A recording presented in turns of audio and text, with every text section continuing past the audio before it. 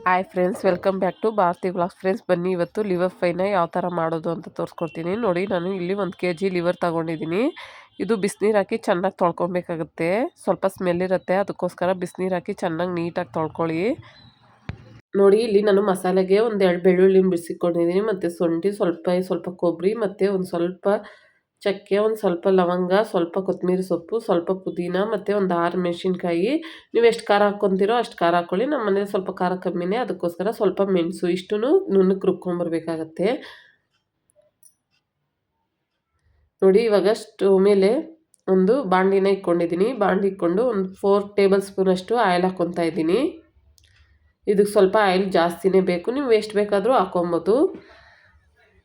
ಇದಕ್ಕೆ ಸಣ್ಣದಾಗಿ ಕಟ್ ಮಾಡಿ ಹಾಕ್ಕೊಂಡಿರೋ ಒಂದು ಈರುಳ್ಳಿನ ಕಟ್ ಮಾಡಿ ಹಾಕ್ಕೊತೀನಿ. ನೋಡಿ, ಈರುಳ್ಳಿ ಚೆನ್ನಾಗಿ ಫ್ರೈ ಆಗಬೇಕು.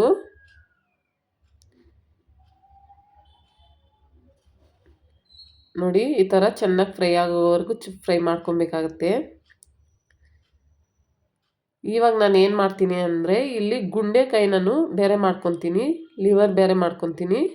ಮಾಡಿಕೊಂಡು ಬಿಸಿನೀರಲ್ಲಿ ಚೆನ್ನಾಗಿ ನೀಟಾಗಿ ಒಂದು 4-5 ಸರಿ ನೀಟಾಗಿ ತೊಳ್ಕೊಂಡು, ನೋಡಿ ಇದು ಗುಂಡೆಕಾಯಿ, ಅದು ಪಕ್ಕದಲ್ಲಿರೋದು ಲಿವರು ಕಾಣಿಸ್ತೈತೆ ಅನ್ಕೊತೀನಿ ಫ್ರೆಂಡ್ಸ್. ನೋಡಿ, ಅದು ಲಿವರು, ಇದು ಗುಂಡೆಕಾಯಿ. ಫಸ್ಟ್ ಗುಂಡೆಕಾಯಿ ಹಾಕ್ಕೊಂಡು ಒಂದು 10 ನಿಮಿಷ ಚೆನ್ನಾಗಿ ನೀಟಾಗಿ ಫ್ರೈ ಮಾಡ್ಕೊಬೇಕು. ನೋಡಿ, ಇಲ್ಲಿ ಹಾಕ್ಕೊತಾ ಇದ್ದೀನಿ ನಾನು. ನೋಡಿ, ಇದು ಗುಂಡೆಕಾಯಿ, ಇದು ಸಣ್ಣ ಸಣ್ಣದಾಗಿ ಕಟ್ ಮಾಡಿಕೊಂಡು ನೀಟಾಗಿ ತೊಳ್ಕೊಂಡು ನಾನು ನೋಡಿ ಒಂದು 10 ನಿಮಿಷ ಉಪ್ಪು ಹಾಕ್ಕೊಂಡು ನೀಟಾಗಿ ಫ್ರೈ ಮಾಡ್ಕೊತೀನಿ. ಈ ಥರ ಮಾಡ್ಕೊಳೋದ್ರಿಂದ ಯಾಕಂದರೆ ಲಿವರ್ದು ಬೇಗ ಬೆಂದೋಗುತ್ತೆ ಫ್ರೆಂಡ್ಸ್. ಇದು ಗುಂಡೆಕಾಯಿ ಬಂದು ಬೇಗ ಬೇಯಲ್ಲ, ಅದಕ್ಕೋಸ್ಕರ ನಾವು ಫಸ್ಟೇ ಇದನ್ನು ಹಾಕ್ಕೊಂಡು ಸ್ವಲ್ಪ ಉಪ್ಪು ಹಾಕ್ಕೊಂಡು ಒಂದು 10 ನಿಮಿಷ ನೀಟಾಗಿ ಫ್ರೈ ಮಾಡ್ಕೊಬೇಕಾಗತ್ತೆ.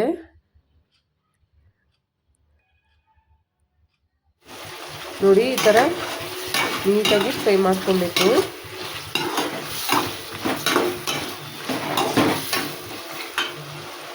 ನೋಡಿ, ಇವಾಗ ಎಣ್ಣೆ ಎಲ್ಲ ತೆಳ್ಕೊಂಡಿದೆ. ಇವಾಗ ನಾವು ಏನು ಲಿವರ್ ಇದೆ ಇದನ್ನು ಚೆನ್ನಾಗಿ ನೀಟಾಗಿ ತೊಳ್ಕೊಂಡು, ನೋಡಿ ಇದನ್ನು ಇವಾಗ ಹಾಕ್ಕೊಂಡು ಇದನ್ನು ಒಂದು 5 ಮಿನಿಟ್ಸು ಫ್ರೈ ಮಾಡ್ಕೊಬೇಕಾಗುತ್ತೆ.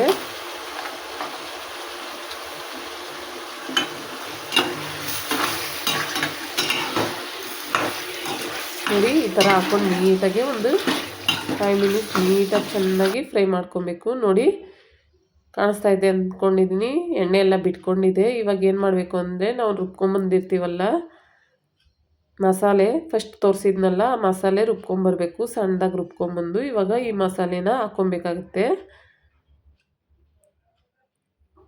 ನಂಗೆ ಸ್ವಲ್ಪ ಗಟ್ಟಿ ಆಯಿತು, ಅದಕ್ಕೋಸ್ಕರ ಇನ್ನು ಸ್ವಲ್ಪ ನೀರು ಹಾಕ್ಕೊಂಡು ನಾನು ಹಾಕ್ಕೊತೀನಿ. ನೋಡಿ, ನಿಮ್ಮನ್ನು ನೋಡ್ಕೊಳ್ಳಿ, ನಿಮ್ಮ ಮನೇಲಿ ಎಷ್ಟು ತೆಳ್ಳಗೆ ತಿಂತಾರೋ ಅಷ್ಟು ತೆಳ್ಳಗೆ ನೀವು ಮಾಡ್ಕೊಬೋದು. ಇದು ಫ್ರೈ, ಅದಕ್ಕೋಸ್ಕರ ಗಟ್ಟಿ ಬರಬೇಕು. ನೋಡಿ, ನಾನು ಇಷ್ಟು ತೆಳ್ಳಗೆ ಮಾಡ್ಕೊಂಡಿದ್ದೀನಿ. ಇದು ಬೇಯ್ತಾ ತುಂಬ ಗಟ್ಟಿ ಆಗುತ್ತೆ, ಫ್ರೈ ಥರ ಆಗುತ್ತೆ. ತೋರಿಸ್ಕೊಡ್ತೀನಿ ಅದನ್ನು ಕೂಡ. ನೋಡಿ ಫ್ರೆಂಡ್ಸ್, ಇವಾಗ ಚೆನ್ನಾಗಿ ಬೆಂದಿದೆ. ಒಂದು 10 ನಿಮಿಷ 15 ನಿಮಿಷ ಬೇಯಿಸಿದ್ರೆ ಈ ಥರ ಗ್ರೇವಿ ಥರ ಆಗುತ್ತೆ.